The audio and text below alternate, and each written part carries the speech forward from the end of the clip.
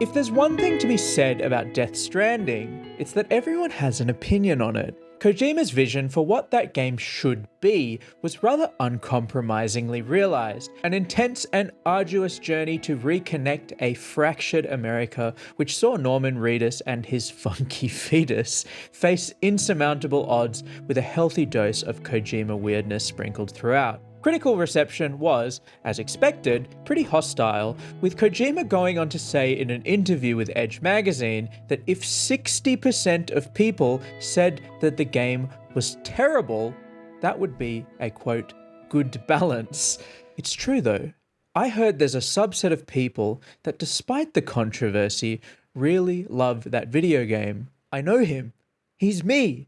For real though, I think over time, once the initial hype had died down, the consensus on what Death Stranding is, or was, has definitely shifted, with people coming to respect it on its own merit. It is unquestionably post-apocalyptic Uber Eats simulator, but let me tell you, it's the best damn post-apocalyptic Uber Eats simulator on the market. A high bar to clear, obviously. In all seriousness, to me, Death Stranding felt like an almost impossible accomplishment, with gameplay that so perfectly complemented the themes of the narrative, a world so oozing with tonal richness that you couldn't help but eat it up. It really felt like Kojima at his best, the beast finally unshackled from his tenure at Konami. It really felt like a dissection of his brain in a way, and that was always going to be a polarizing experience. I think it really says something that Kojima himself expressed at least a little frustration in that same interview at the glowing reception from Death Stranding 2's initial playtests.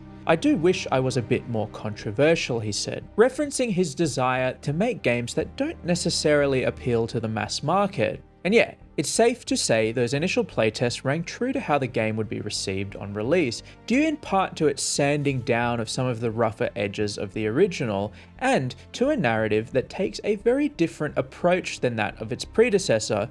And I'm gonna be real, I kinda can't stop thinking about it. Look, we live in a completely different world than when Death Stranding came out.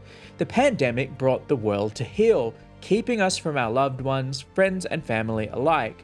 In our recovery from that very isolation, we were introduced to a little program called ChatGPT some 2 years later, and following that, generative AI has had a disastrous impact on not just our education system, but our freedom to create, as megacorporations gobble up every last ounce of human creativity and spit it back out at us, with the gall to claim that they are producing art.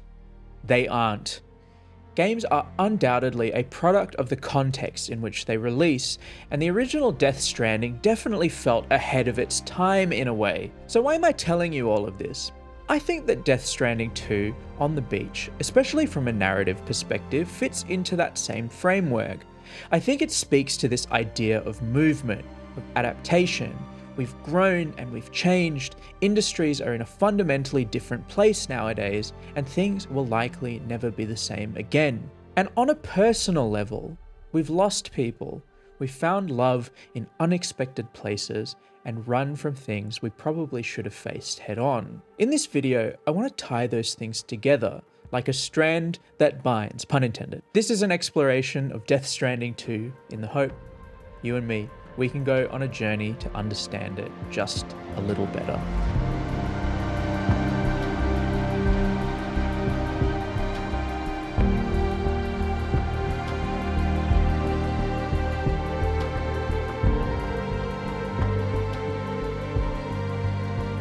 Death Stranding is undoubtedly a game about connection, and the most interesting part about it was how it utilized its gameplay as a way of echoing its themes. You, as Sam Porter Bridges, were embarking across the United States to go and plug in people's Wi-Fi routers. But you already know all of this, and you know that Death Stranding 2 utilizes the same multiplayer systems, yada yada yada. That's not what's important here. What I mean to say is that Death Stranding launched at the end of 2019 at a time where the world never felt more divided.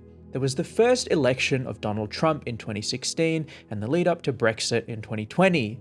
It certainly wasn't the start of political division, but it definitely felt like an escalation beyond what we had experienced before that point. It was a time where humanity felt like it was tearing itself apart, especially if you spent a lot of time on the internet. Fringe political movements felt like they were gobbling up the most vulnerable. People retreated into echo chambers, letting these unscrupulous ideas fester within them. It's very clear that this was the intention behind Death Stranding's isolation, but a scenario that would seem far more analogous was closer than any of us could have known.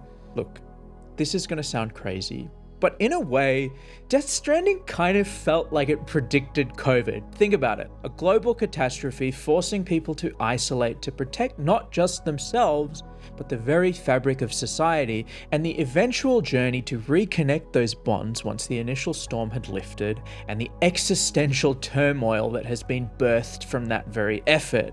It is insane to me to think that Death Stranding came out just 4 months before the beginning of the pandemic, and this fact was just as startling to Kojima himself, and he said as much in an interview with Video Game Chronicle back in May. The pandemic is now a hurdle that we've broadly conquered.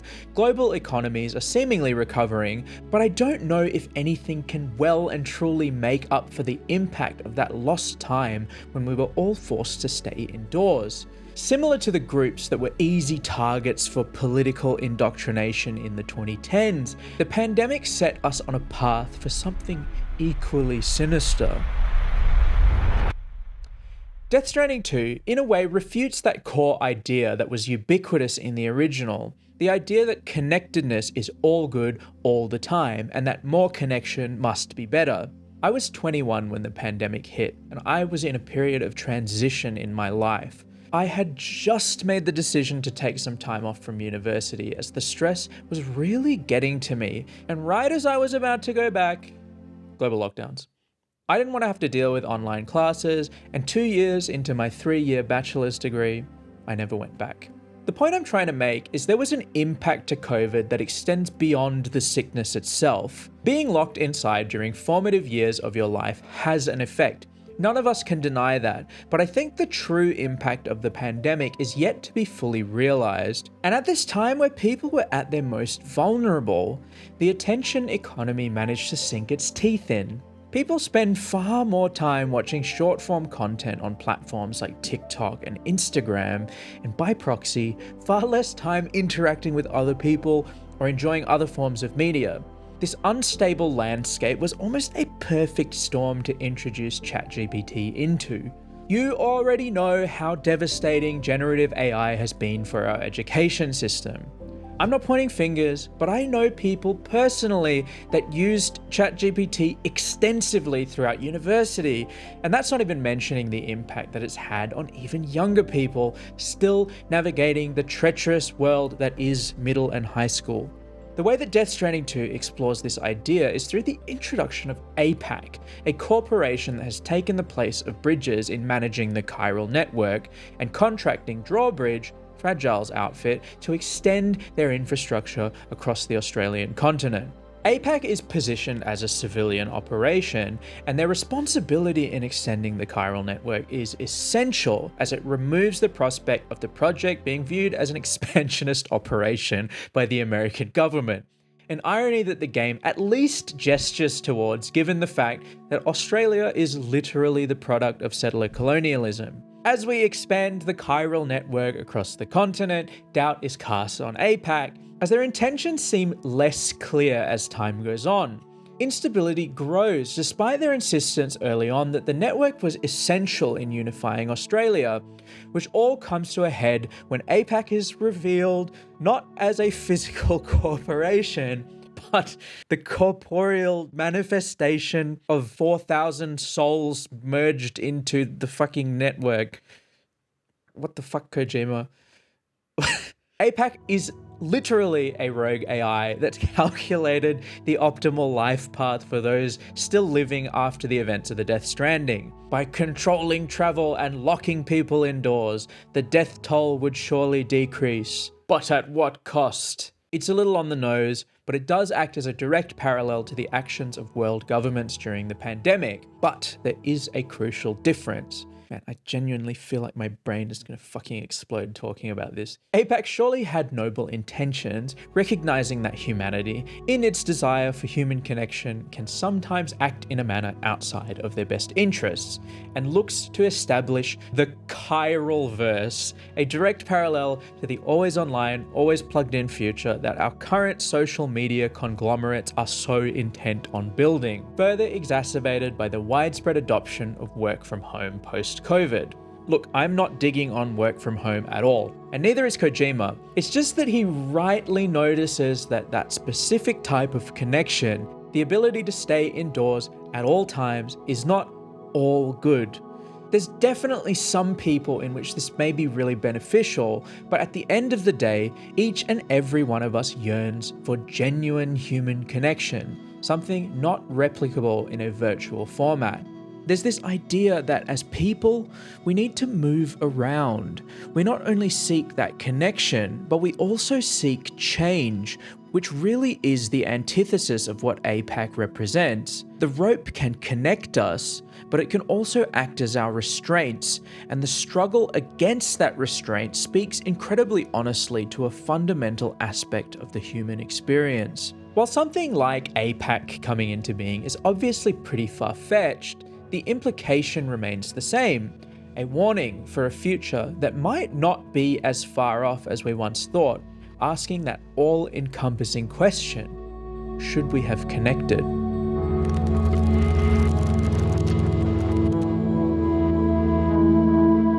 I mentioned the attention economy earlier, and it's no lie to say that we're living in a pretty unprecedented time. Since the pandemic, the platforms we consume content on have been revolutionized by algorithms, fundamentally changing the way we interact with media, with corporations, and with each other. A benefit to this idea is that it's much easier to find so-called entertainment due to the way that purely algorithmically driven content platforms like TikTok and Instagram Reels work. But the main downside is that by engaging with these platforms, you're largely forgoing the aspect of choice in what media you consume. Some people actually find this to be a good thing, not having to decide between which YouTube video to click on or which movie to watch. But personally, I find that line of reasoning to be really weird.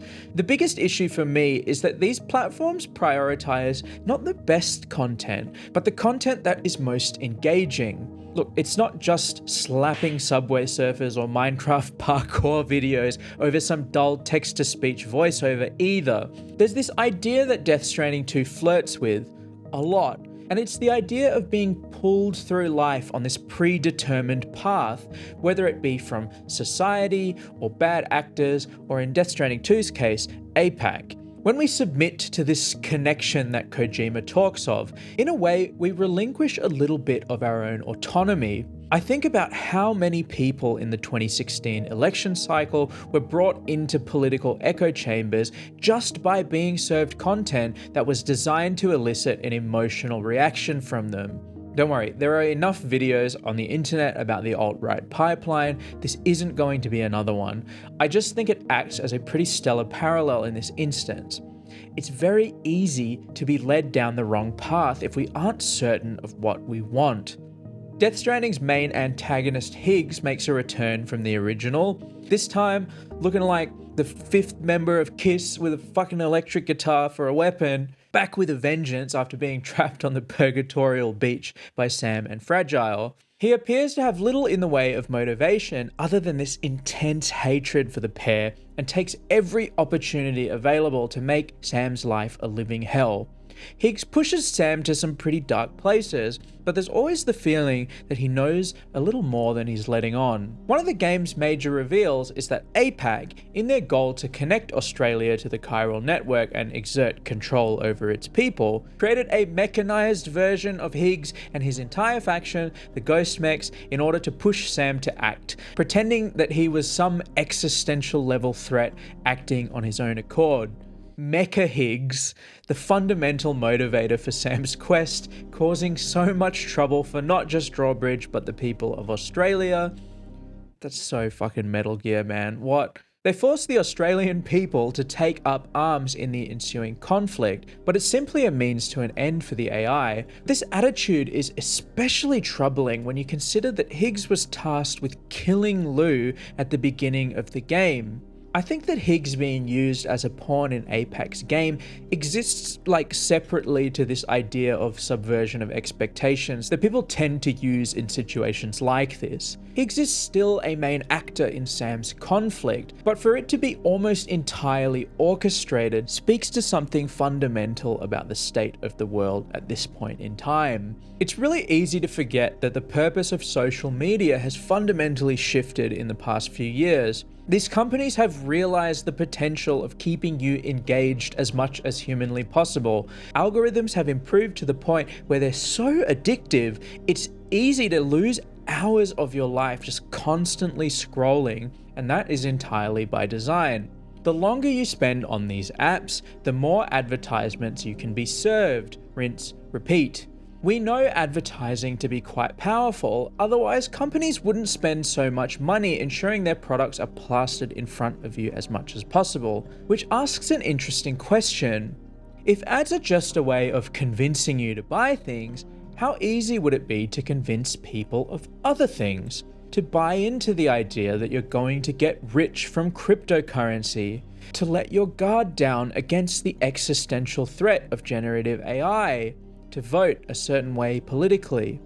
Counter to exactly what I've been talking about, scroll through TikTok or Instagram for almost any amount of time and you're gonna encounter some form of AI-generated turbo slop or crypto grifters. This garbage has infected almost every aspect of social media, and it preys on the very algorithms these companies have created. There is a silver lining to all of this, and it's that you, yes, you, in most instances, can literally just go outside. When being so terminally online, like the vast majority of us watching video essays on the ways that Death Stranding 2 speaks to a post-pandemic existential crisis, I see you, it is hard to discern that the vast majority of this stuff only matters because we make it so. I'm not going to say touch grass. No, wait, I am. Go outside. Bringing it back in, Death Stranding speaks to that idea of genuine human connection. And as much as I love parasocial relationships, love you guys, there is something to be said about real personal interaction that is so ingrained into us evolutionarily. Funnily enough, the counter to being shepherded through our lives by bad actors that seek nothing more than to control every facet of our lives might just be the friends we made along the way.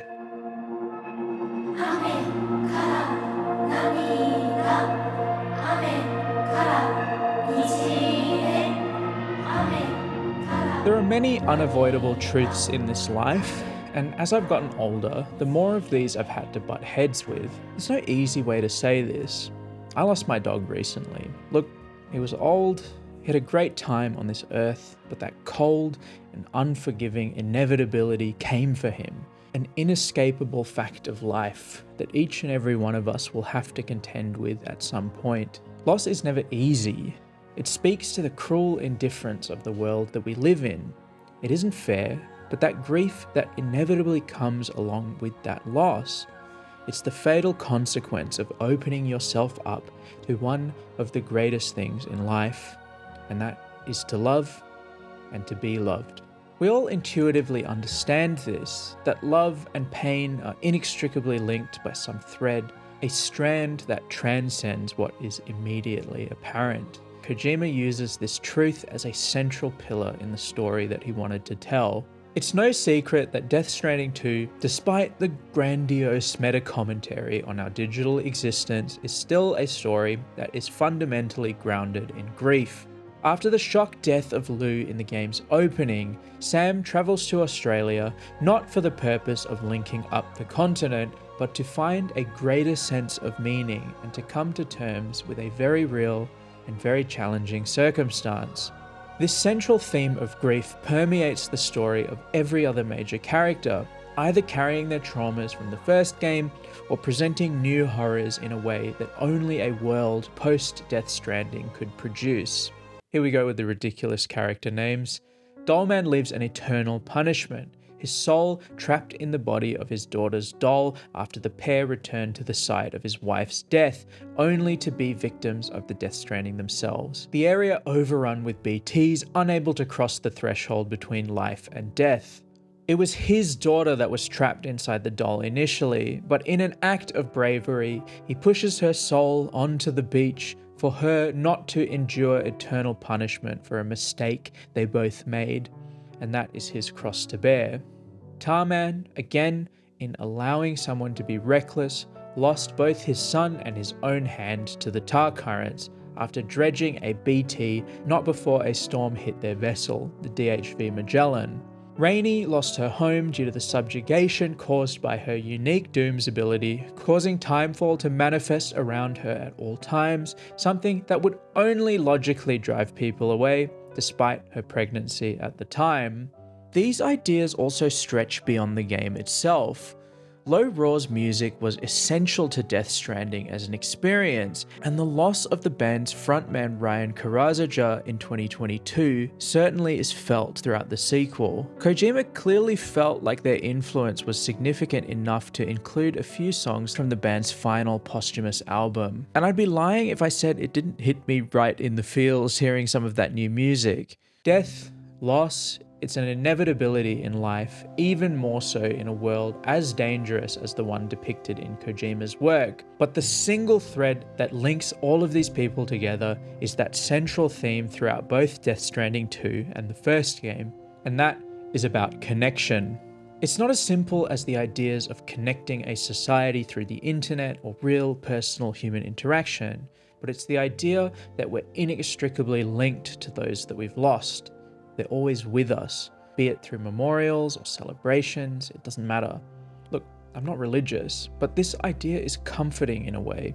It's no surprise that practically every culture in the history of the world respects those that have passed in a way to preserve that idea of them, even as they drift away with time. That link, it's never severed. I know I talked about the death of Lou and Sam's mourning, but if you've played Death Stranding 2, and if you haven't, what the fuck are you doing here? You'll know that tomorrow, Elle Fanning's character is literally Lou after being trapped on the beach for an unknown amount of time, protected by the enduring spirit of Nirvana.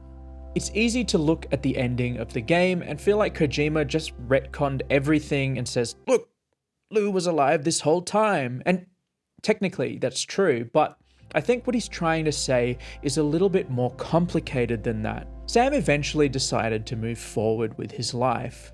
Tomorrow is Lou, but she also isn't. Lou's death was still a real event, but her reappearance speaks more to something else. Sam's grief is still genuine. It isn't erased by this revelation. His mourning was real, but what it manifests as in the end is the time lost, unable to see his own child grow up. Every character has been dealt an unfortunate hand, having to cope with death and grief. But despite this, despite that immense loss, they'll always be connected, like a strand that binds.